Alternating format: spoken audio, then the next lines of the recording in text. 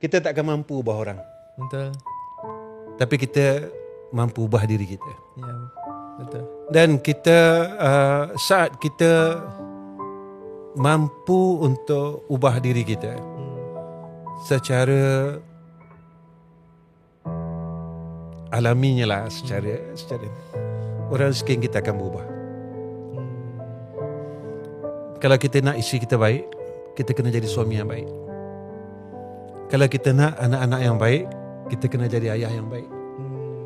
Kalau kita nak adik-beradik kita yang baik, kita menjadi seorang abang yang baik.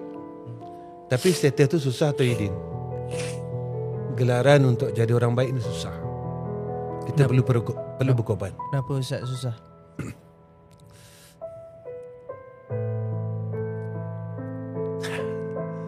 Kita kena saya bila cakap benda ni, saya akan flashback.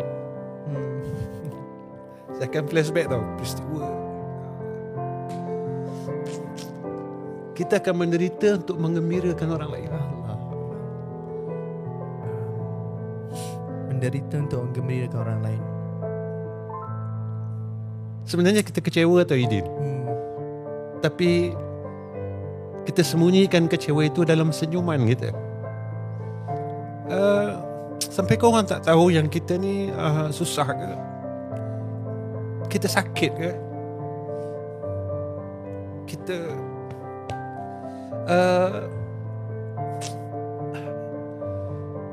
menderita ke? Tetapi saat kita ingin orang lain di sekeliling kita untuk bahagia, kita terpaksa sembunyikan semua perkara itu.